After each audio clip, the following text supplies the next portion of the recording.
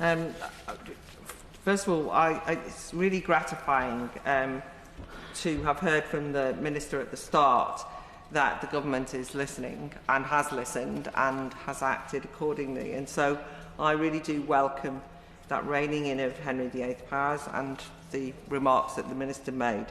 On listening, do feel free to carry on. Some of the arguments have already been made and that will be made in this group and in some other groups, I think, are worth the government still considering in relation to ensuring that this bill does not have some unintended consequences that some of us dread. Throughout the committee stage, in fact, I was very struck that the government stressed that this bill was not a one-size-fits-all, and it didn't feel that that was appropriate. Earlier on, the Minister made the point that there are exemptions for this bill. This House itself is not under the same requirements as other venues, and I've referenced again that there's a different approach, for example, to places of worship. And I think that that's appropriate. We don't want a one-size-fits-all. But I think that these amendments respond positively to this ministerial commitment to some flexibility and agility. And I'm particularly put my name to amendments 13 and 25. I think that, as we've already heard today, there's a constant theme and a genuine worry of the unintended consequences of this bill harming civil society and the social fabric of communities, that they will have an unnecessary regulatory toll on events, and that, as I said earlier, it can feel as though the discussions we're having here are far removed from the real material threats that society faces in relation to terrorism. I appreciate what was said earlier, that I know that this bill is not claiming, if this law passes, nobody is claiming that this will stop terrorism. But nonetheless, we're constantly told that if we don't pass this bill, or if we do pass this bill, lives will be saved.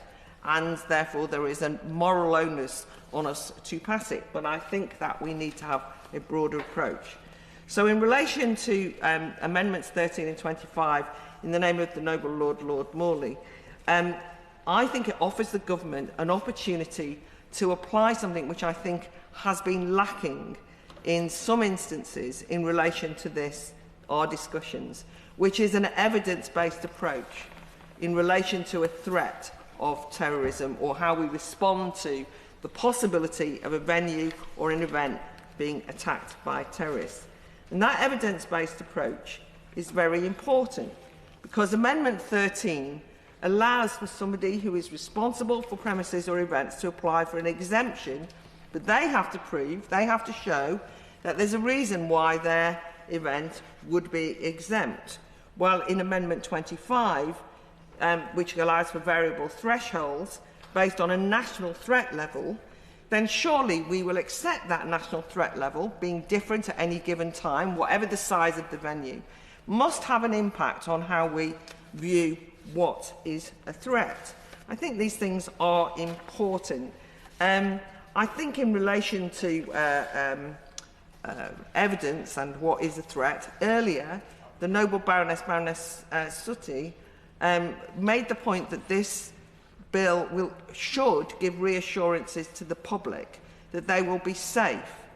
And my concern is that venues and people who organise events might well feel that they are safe if they follow procedures. But in fact, what that can mean is that actually a procedural, technocratic approach to safety is deployed by venues or events organisers, ironically. It can mean that for very large venues, they simply go through the motions, watch their backs, as it were, jump through the hoops. Boxes are ticked. Smaller venues feel that they need to prove that they are doing the right thing.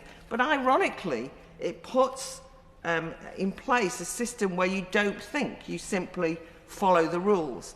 And the one thing that I think is key in any approach to dealing with danger or safety is not that you just follow the rules, but you think about issues. And it seems to me that an evidence-based approach where you have to, either you call for an exemption because you want to show that you have the evidence that your event won't be detrimentally impacted, or you can look at the evidence provided by the different threat levels, would actually at least ensure that it wasn't just, as it were, being used in a technocratic and unhelpful way. Finally, I wanted to just mention the kind of events that I suppose I'm worried about, which is in Buckley, and I'm the Baroness Fox of Buckley. It's a small town, and every year it has a jubilee. I'm not suggesting that you will have heard of it, but it is annual, and it has been going on for 150 years. It's quite famous in its own locality. It's organised by local churches. All the churches get together, and the scouts and the guides. And it's led every year. There's a march all the way through Buckley. Buckley's not that big, but a march through Buckley led by the Royal Buckley Band. It's quite an occasion. Everybody goes out. You have a day off school, etc., etc.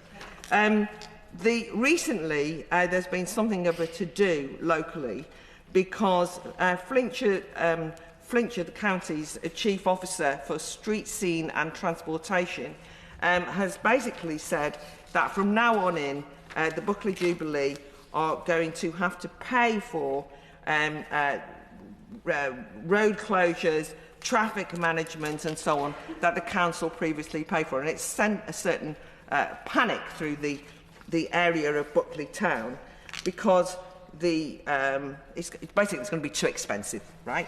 The reason I'm mentioning this is because this event, when looking at the coverage of this in the local newspapers, people were saying, well, this event is already under this enormous pressure that it wasn't under a few years ago, because event organisers, the Buckley Jubilee, now need to complete full risk assessments, including, and with reference to traffic programme of works, they have to produce method statements, they have to have a consultation with Flintshire's road space manager, they have to provide public liability to the value of millions of pounds, and in addition to that, then suddenly they say, and apparently there's a regulator around the corner that's going to come along and start saying we also have to watch out for terrorism in Buckley. I'm not saying that nobody's going to go to Buckley and plant a bomb, but it's not that likely. And the reason I'm saying that is because I genuinely think it is there's already a huge amount of financial and regulatory pressure on local community events and so on that are part and parcel of what makes a town, of what brings people together, as I've said. And so I think that being able to call for an exemption is appropriate. And if it's a very low level of terrorist risk at any given time, that actually we should be able to say that actually the requirements of this bill are no longer necessary. I do want to just make the point that I'm not completely saying there should be no risk, that risk is not ever a feature. Because if you, for example, have it based on the national threat, it could be the case that the national threat is very high, and in which case you would actually, I would argue, that then even smaller venues might need to take precautions that they wouldn't in relation to how the bill is presently worded. So I think it's the flexibility and agility that I'm calling for, so that we don't have a one-size-fits-all that's thoughtless and won't actually keep anybody safer. My Lord.